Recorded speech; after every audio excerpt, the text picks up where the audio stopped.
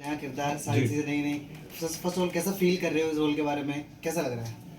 देखिए, सबसे पहले तो आई थिंक सबको जन्माष्टमी की हार्दिक शुभकामनाएँ और जन्माष्टमी के पावन अवसर पर पहली बार हरिओम जो ऐप है, उन्होंने अगर मैं कहूँ इनके बारे में तो ये भारतवर्ष में पहला वो डिवोशनल और स्पिरिचुअल ओटीटी ऐप है। तो उसका हिस्सा बनना, उनके एक एक एक इतने एक मैं कह सकता हूँ अगर कि इतने एक ब्यूटीफुल शो जय जगन्नाथ का हिस्सा बनना, जहाँ मुझे एक उनकी जो है मुख्य भूमिका करने का मुझे अवसर मिला, तो बहुत बहुत ही अच्छा लगा। आई थिंक कहीं ना कहीं मैं हमेशा कहता हूँ कि डिवाइन इंटरवेंशन मेरी लाइफ में हमेशा रहती है, तो ये भी उनमें से एक है। तो कभी सोचा नहीं था कि कृष्ण जी का जो है मुझे किरदार निभाने का मौका मिलेगा ऑन स्क्रीन, लेकिन वो भी हो गया। हमेशा चाहता था कि एक अच्छा एक कुछ माइथो शो हो जिसका मैं हिस्सा बनूं।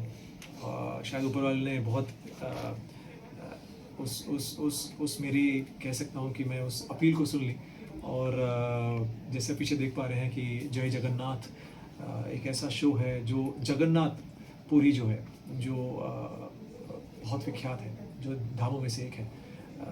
तो उनके बारे में उनकी उनकी एग्जिस्टेंस, वो लोगों को उनके बारे में सब कुछ जो है अब पता लग गया कि कैसे उनकी शुरुआत हुई, कहाँ से वो आए। तो I think that is something जो मैं भी जानना चाहता था। मैं कलकत्ते से हूँ, तो बचपन में हम लोग जगन्नाथपुरी बहुत जाते थे बाबा के दर्शन करने, लेकिन हिस्सा बनना एक ऐसे शो का, ये मैंने कभी सोचा नहीं था। सर। तो जी। ओके, जगन्नाथपुरी जी के बारे में ये बोला जाता है इस धाम के बारे में कि बहुत ज़्यादा रहस्य है। जी। पताका को लेकर रहस्य है, प्रसाद को लेकर रहस्य है, भगवान के वहाँ विराजने को लेकर रहस्य है। आप किन रहस्यों में सबसे ज़्यादा गूढ़ मानते हैं और आपको जानने की सबसे ज़्यादा इच्छा थी?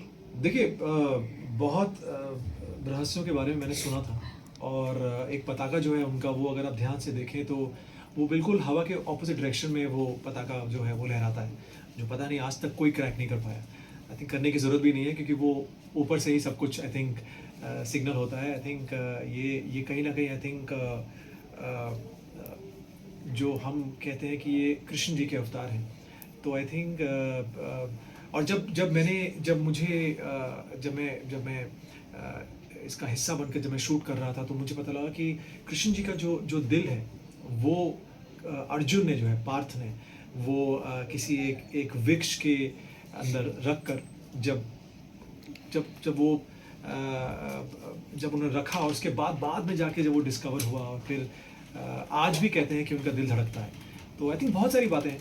फिर उनके प्रसाद के बारे में कहते हैं कि वो आज भी आके हर रोज़ प्रसाद खाते हैं, और उनके प्रसाद को कोई छोड़ नहीं सकता है, बिल्कुल एक अन्न भी नहीं छोड़ सकते हैं आप। वो प्रसाद आपको ग्रहण करना ही पड़ता है, पूरा पूरा का पूरा।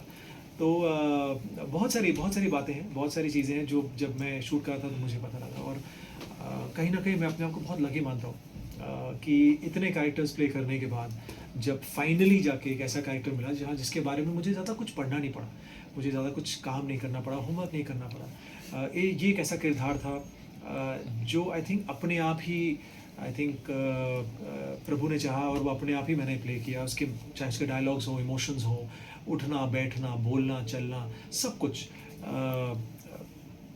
पता नहीं, ये कहीं ना कहीं मुझे लगा कि ये कनेक्शन है जो ऊपर से था, और वो कनेक्शन के द्वारा ही सब कुछ होता गया। और फाइनली शो लॉन्च हो चुका है, और शो जो है आप देख सकते हैं हरिओम के OTT ऐप पर। महाभारत की कहानी तो हम सभी ने बचपन से सुनी है, बट ये जब शो के बारे में हमने सुना तो ये महाभारत के बाद की कहानी है। जी। तो इस कहानी में आपको कितना प्रिपरेशन की ज़रूरत पड़ी, और आपको पहले से कितना पता था और बाद में कितना पता चला? देखिए, जब मुझे कहा गया कि कृष्ण जी का जो है किरदार है, तो मैंने सबसे पहले पूछा कि महाभारत के पहले का या बाद का है।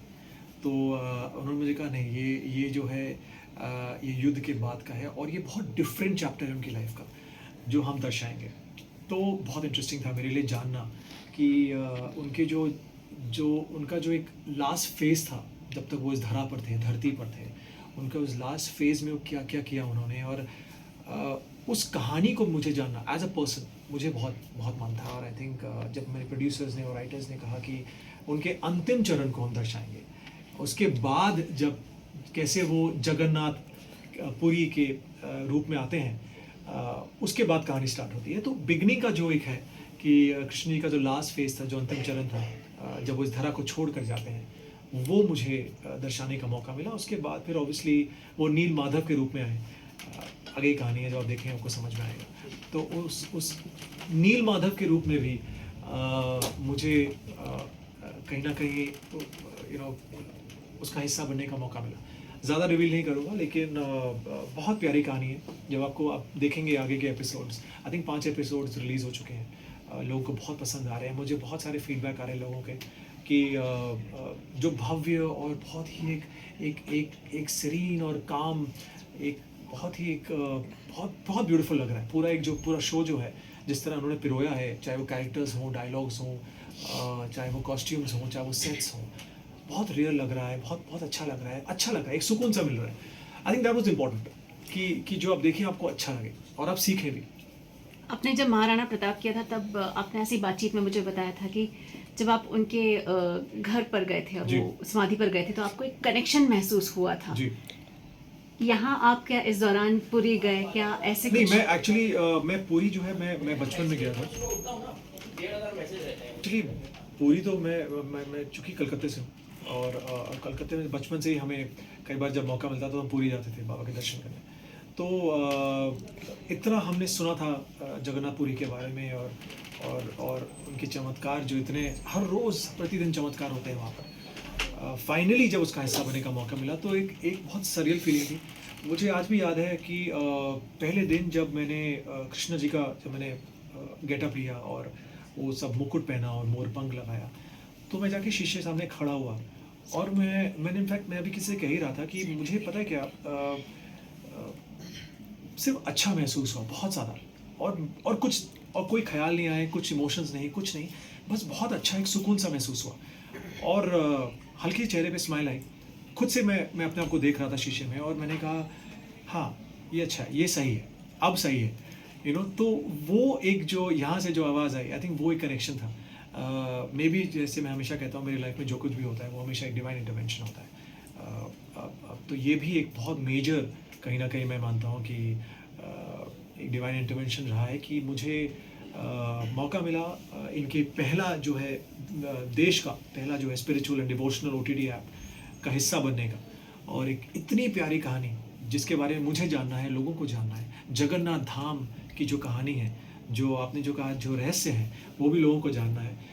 उनके ओरिजिन के बारे में कि कैसे उनकी स्थापना हुई, तो आई थिंक सबको जानना है इनके बारे में। तो आई थिंक ये पहली बार शायद, जहाँ तक मुझे लग रहा है, जगन्नाथ बाबा के बारे में शायद कभी भी ऐसा कोई शो नहीं बना हो पूरे विश्व में किसी भी चैनल पर।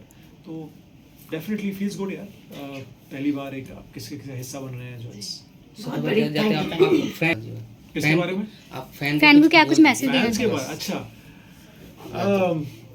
बिल्कुल। आई थिंक मैं ये बस कहना चाहता हूँ कि प्लीज़ आप लोग ने इतना प्यार दिया है। कल ही शो लॉन्च हुआ और मुझे इतने सारे मैसेजेस DMs आ रहे हैं कि हम आपको तो देख ही नहीं पा रहे हैं, हम कृष्णा जी को देख रहे हैं। तो I think that was something nice. बहुत लोगों ने कहा कि यार आप कहाँ हैं, तो मैंने कहा अरे मैं तो वहीं हूँ। तो लोगों ने कहा नहीं आप नहीं हैं। तो I think that was something which जो मुझे भी कहीं ना कहीं आंखें हल्की नम हो जाती हैं कि यार ये तो आपने सोचा नहीं था कि आप तो कैरेक्टर प्ले कर रहे हैं। जब आपको मौका मिलता है आप एज एन एक्टर प्ले करते हैं, ऐसे लाइंस बोलते हैं, ऐसे देखते हैं, वहाँ देखते हैं, चलते हैं, फिरते हैं, पॉजेज लेते हैं जैसे एक एक्टर करता है। लेकिन यहाँ पे अपने आप चीज़ें होती चली गई, और मुझे सिर्फ इतना याद है कि बहुत सारी लाइनें मुझे दी गई थी पहले दिन कि आपको ये सब लाइनें करनी है। तो मैंने कहा कैसे करूँगा यार, बहुत सारी लाइनें ये तो, मतलब लाइंस, इतनी लाइंस की आप सोच नहीं सकते। तो फिर मैं बैठा रात को और मुझे ऐसा लगा वापस मैं स्कूल में आ गया हूँ। मुझे सिर्फ उतनी फीलिंग आई कि वापस से क्लास में बैठ के मैं नोट्स बना रहा हूँ, होमवर्क कर रहा हूँ। लेकिन मैं सच बताऊँ आपसे, जब मैं वहाँ पर गया सेट पर और मैंने पूरा कॉस्ट्यूम पहना, मोरपंख लगाया, मैं सब कुछ भूल गया। मुझे अपने आप लाइंस कब हुई मुझे बिल्कुल याद नहीं है। और आई थिंक वो एक जो स्पेशल चीज़ मुझे याद है कि जितनी मैंने होमवर्क और जितना मैंने प्रेपरेशन किया था, कुछ नहीं काम आया। वो अपने आप ही एक्सप्रेशंस निकले, वो अपने आप ही स्माइल आई, वो अपने आप ही सब कुछ हुआ। तो आई थिंक कहीं ना कहीं एक कनेक्शन था। मैं बहुत ही एक कृष्णा जी का डिवोटी भी हूँ, कृष्ण भक्त। तो आई थिंक कहीं ना कहीं एक बहुत सारी चीज़ें हैं जो हम कहते हैं ना कि अगर हम किसी चीज़ को बहुत शिद्दत से चाहते हैं तो ऑब्वियसली यूनिवर्स जो है कंस्पायर करती है। तो मैं चाहता था कि एक बहुत ही सुंदर अच्छा माइथो का हिस्सा बनूं, माइथो शो का। तो आई थिंक इससे और अच्छी शुरुआत नहीं हो सकती थी। I think this is been one of my most beautiful, जहाँ मुझे एक ऐसा कैरेक्टर जिसके बारे में शायद जितना कहें उतना कम है, कैरेक्टर की जो गरिमा है, जो कैरेक्टर की जो प्योरिटी है, आई थिंक वो कुछ कंपैरिजन नहीं है उसका किसी भी कैरेक्टर्स के साथ जितने मैंने किए अब तक लाइफ में।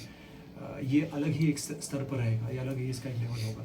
और उम्मीद है कि ये शो जो लॉन्च हुआ है जय जगन्नाथ, इससे लोग जुड़े, लोग जाने, लोग अपने सनातन धर्म को पहचाने और बहुत सारी चीज़ें जो मैं नहीं जानता था, तो आई थिंक जो मुझे भी सीखने को मिली है।